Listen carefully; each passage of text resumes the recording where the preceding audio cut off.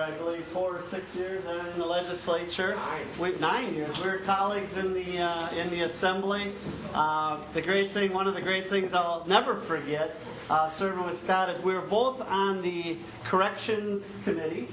And if you think back then, we were having a lot of our prisoners were in out-of-state prisons. They were in Tennessee, and they were in Texarkana, and they were in different parts of the state. And there were allegations of mistreatment, and there were a lot of things going on.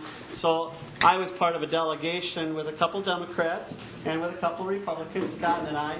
We got to travel all over to Tennessee, Texarkana, Oklahoma, and we went and visited some of the prisons. And that was quite an eye-opener, to say the least. But someone who I've known for a long time now, very impressive credentials, the current Milwaukee County executive, someone who understands folks, I think, all over the state. He understands state government. He understands county government. He is a fiscal conservative. And clearly, that is something that I don't think Madison understands right now. So, my good friend and colleague, Scott Walker.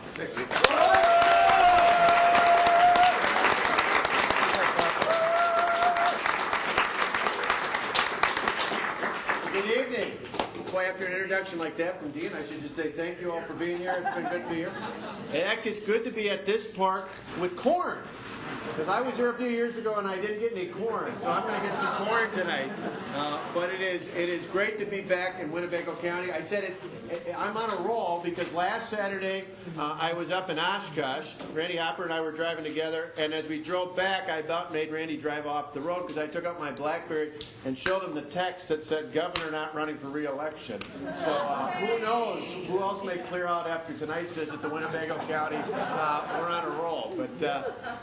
That's the good news. The challenging news, though, obviously for all of us, is recently we saw numbers that came out from the state that showed from last July through this July, we lost 114,000 jobs in the state of Wisconsin. In fact, we lost 30,000 jobs alone in the private sector in the month of July, 114,000 from July through July.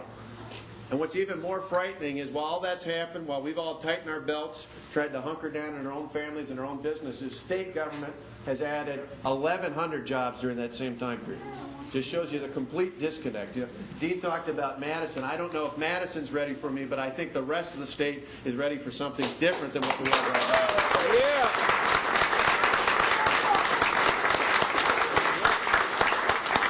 I look at the challenges that we face and say with great challenges come great opportunities. But we certainly aren't getting it out of the current leadership. And I don't just mean the governor. The current leadership in the state assembly and the state senate has taken us down the wrong path. When you think about that many jobs leaving the state, when you think about unemployment approaching 10% statewide, and in some parts, you go to Sheboygan, you go down to Racine, heck, you go to Janesville and Beloit, not too far from where I grew up in Delavan, and you've got almost 20% unemployment in some parts of the state of Wisconsin. And at the same time, we had a record budget deficit, the fourth largest budget deficit in the country, right here in the state of Wisconsin. And those in charge in Madison saw fit to raise overall spending by over 6% in this last budget. Now think about that. To pay for that, they took a couple $2 billion from President Obama, one-time money that won't be there. After years of raiding the Patient Compensation Fund and the Transportation Fund and even the Veterans Trust Fund, they decided to raid the federal government for one-time dollars that when there's a new governor and a new majority in the state assembly and state senate, we're going to be stuck filling in that one-time money. But as if that wasn't bad enough, they couldn't pay for it all just with the federal money. So they went to all of us as taxpayers, and they raised in this budget another $2 billion in taxes and fee increases on top of the $1 billion plus they asked for in February. Now you might say, okay, that's, those numbers are bad, but what does that mean to me? Well, I'll tell you, I saw on the way, in fact, I rode with a buddy of mine that normally rides a Harley with me. Tonight we rode up so I could make some phone calls, but for us, nearby where I live in Wauwatosa is Harley Davidson. Harley Davidson, with that one change in the tax code that happened in February when they raised tax and fees $1 billion, Governor Doyle and his allies in Madison did a lot of polling. And they thought, people don't care about business taxes. They only care if you raise your individual income or your property tax. They don't care about corporate taxes. Well, that one change to what's called combined reporting cost Harley-Davidson $22.5 million. When that came out in their report, the profit report showed about a 37.5% drop in their profits. And about 2 weeks after that report came out, after they highlighted one of the problems was that tax increase here in Wisconsin, 400 Harley-Davidson workers got a pink slip. Now, you can't tell me that taxes don't have an impact on jobs. Sadly, we saw it down the way at Mercury. That's part of the reason why they're looking to go somewhere else. It's not just the vote yesterday, it's the overall business climate. You see that in Janesville, not just with GM, but with Parker Penn just the other day. Now, the challenge we have in this state is to get a better business climate, ultimately to get more jobs. The opportunity we have is to tell people that the good news on what happened with this budget and the good news and what we're facing across the state is it's not irreversible. And it's not like a meteor came in and hit Wisconsin and wiped out half the state. The things that are in this budget are things that can be changed, but they can only be changed with the right leadership in state government. That means not only a new governor, that means new majorities in the state assembly, the state senate, and it doesn't even necessarily have to be all Republican. You know, Bob Ziegebauer, just down the way in Manitowoc, is a pretty good Democrat. I'll take a discerning Democrat any day that is willing to stand up with the rest of the state who care about jobs and opportunity and freedom, and that's what we're going to talk about over the next year and a half. For us, we have a unique opportunity here. The people of this state, just like they're doing on health care nationally, are standing up and taking notice. The people of this state are paying attention. And as much as the challenges we face aren't irreversible, the good news is everywhere I've gone across the state of Wisconsin, and we have traveled literally thousands of miles. I've been to Superior 3 times since the start of the year. I go up to Door County. I'm down to Prairie du Chien. I'm over in La Crosse and Hudson and everywhere in between. And everywhere we go, we have found people coming out in record numbers. Whether it's a fundraiser, whether it's a campaign rally, people come up to me afterwards and say, you know what? I'm one of those people. I've never been to a political event before. I've never helped a campaign before. I never got involved like this before, but it's too important not to. This is too important not to get involved in this race. In fact, we had an event where, 2 months ago, we were in Neenah. 2 doctors held a fundraiser for us, a husband and a wife, and the only 2 people I knew in that room before I came in were Dean and Mike Ellis. I said, that's a pretty good event, because they had about 200 people that came out to support our campaign to take back Wisconsin. So I'm optimistic about the future, even though we face some incredible challenges. You know, we've got a broad agenda. We're going to include our friends from the legislature here. We're going to include other local officials. But really, we're going to focus on a campaign that's almost like a wheel. In the center of the wheel are jobs. Jobs is the thing that people don't just get angry about. They don't just get pumped up about. They wake up in the middle of the night with a cold sweat about. Whether it's your job, your spouse's job, your neighbor's job, your kid's job, that's what people care about. That's what we're going to talk about. And it really doesn't matter whether it's Jim Doyle or anybody else in this race. Our race isn't focused on a person. It's not focused on me. It's focused on jobs. And every one of the spokes that comes off of that wheel is going to be something that makes it easier for those who have jobs in the state to keep them here and grow them, and easier for others to come into Wisconsin and create more jobs. So when you talk about tax relief and lowering the tax burden, it's going to be because it's going to be easier to bring jobs in. Talk about regulatory reform and health care reform, education reform, making higher education more affordable, making sure we've got litigation reform, and making sure that we have a state that has the proper infrastructure, both in our transportation system and our power system. All those things are going to be focused on making sure that we have more jobs here in the state of Wisconsin. The last thing I'll just tell you about is again, I'm excited about the future. I think we have a unique opportunity we have not had since 1986. I grew up in Walworth County, a small town called Delavan, and back in the early 1980s, I remember when the state faced a similar circumstance as what we face today. We had a national recession, we had a huge budget deficit, and we had Democrats in charge of everything. Governor Earl, State Assembly, State Senate. Remember what they did to balance that budget back then? They raised taxes and fees back. They raised them so much that growing up near the state line, I can remember the billboard that Jim Thompson, the governor of Illinois at the time, one of the few that's not been indicted, I might add. But Jim Thompson put up billboards that said, you remember? It said, when the last business leaves Wisconsin, please turn off the lights. It was that bad. But thankfully, history doesn't have to repeat itself, because thankfully in 1986, a friend of ours from the other side of the state, Elroy, by the name of Tommy Thompson, said, you know what? This is Wisconsin. We can do better. And he took that positive message about economic opportunity, about limiting the size of government, about true reform in government. He took that to the voters of this state, and in the 80s into the early 1990s, we did just that. We turned the state around. We built a better Wisconsin. I look at the challenge we face today, and some may say it's daunting. Some may say it's overwhelming. I look at it and say that in the darkest hours are right before the dawn, and now's the time to move forward and put the state back on track again. We have an incredible opportunity. As I've traveled, I've seen repeatedly, there's nothing wrong with the people of this state. We have good, hardworking, decent people, that Midwestern work ethic, people that want to work, they want to work strong, they want to work hard, they want to make up for whatever competitive disadvantages we might have on a global basis. We've got the right workforce. We have incredible employers. We've got people that in many cases are 2, 3, 4 generations deep here in family-owned businesses that treat their employees like families, that want to grow here and expand here, that want to invest in Wisconsin. We have some of the best natural resources in the world. No other state is surrounded by 2 Great Lakes and the greatest river in the country. 15,000 inland lakes, that's 5,000 more than Minnesota. Eat your heart out, Brett. And some of the best places to live, to work, to play, and ultimately retire in. What is failing us is not our people or our places. What is failing us is our state government. And the good news is help is on the way. It's only a matter of time. It's less than a year and 3 months before we reclaim the Wisconsin that we love, because people aren't looking for Republican or Democrat leadership. They're just looking for leadership, period. We have it. We're going to move it forward, and with your help, we're going to get it accomplished. Not only win on November 2nd of 2010, we're going to win every day after as we rebuild the state and make it as great as it once was and even greater than it will be in the future. God bless you.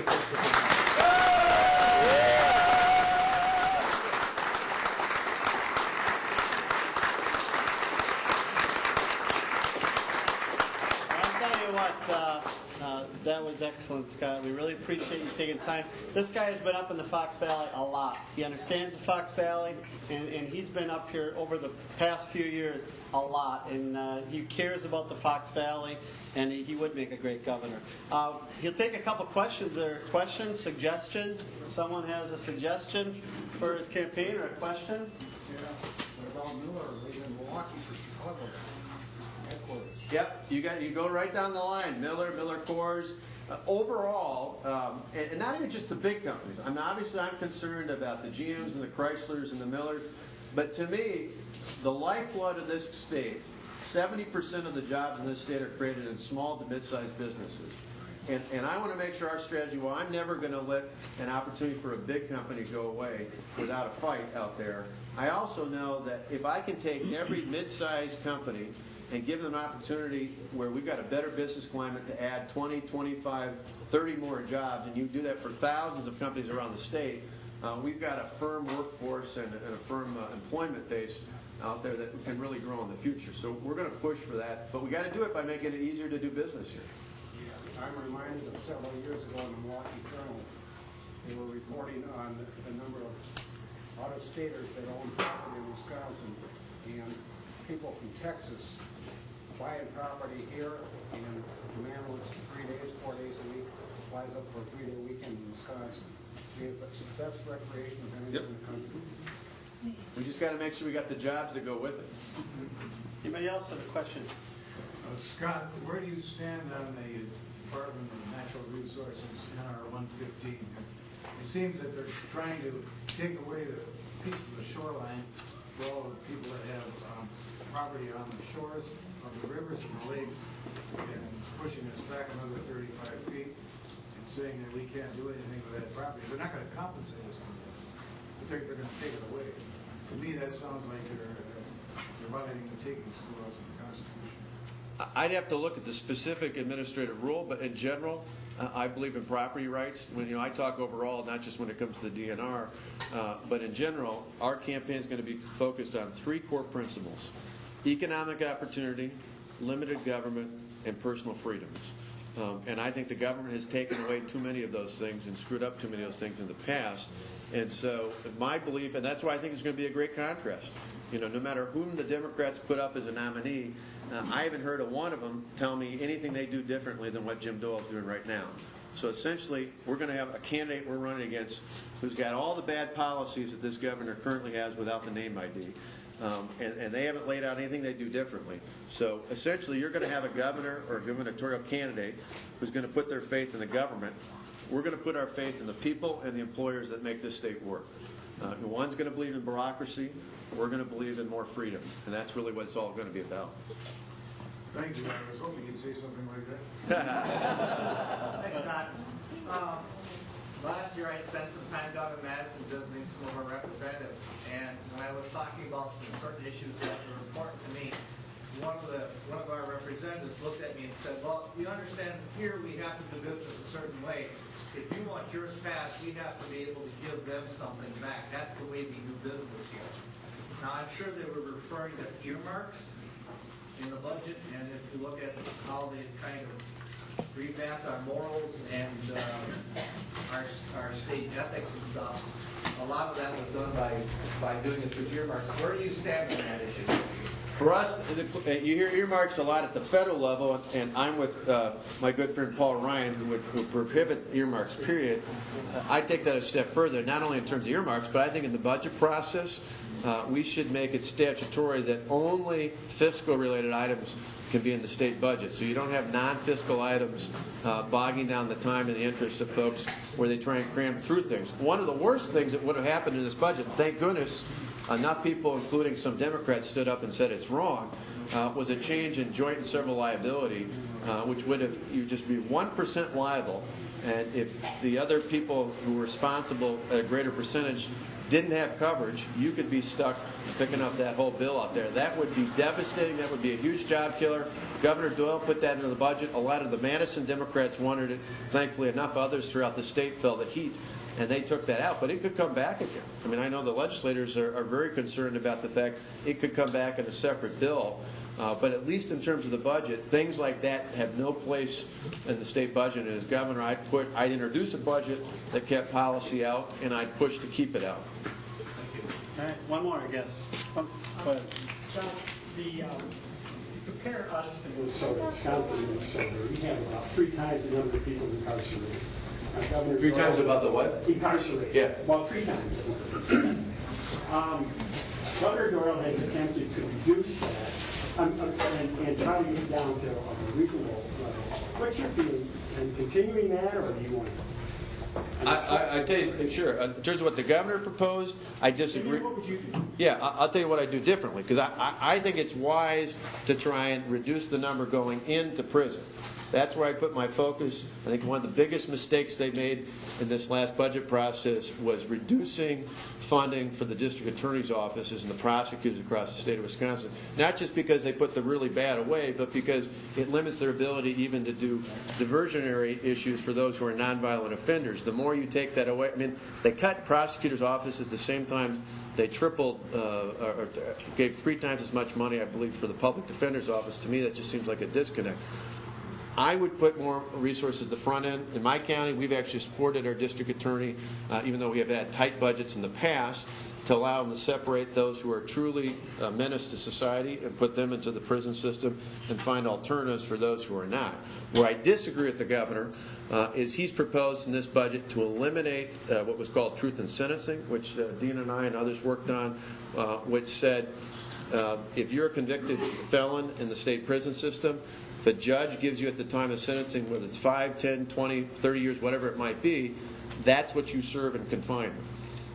This governor has brought back early release. A decade ago, we got rid of parole and early release. He's brought that back. I don't agree with that. I don't think the tail end, leaving that up to unelected officials is the place to go. I think a judge and a prosecutor, and most importantly a victim, need to have certainty from the get-go as to how long those individuals are going to be incarcerated.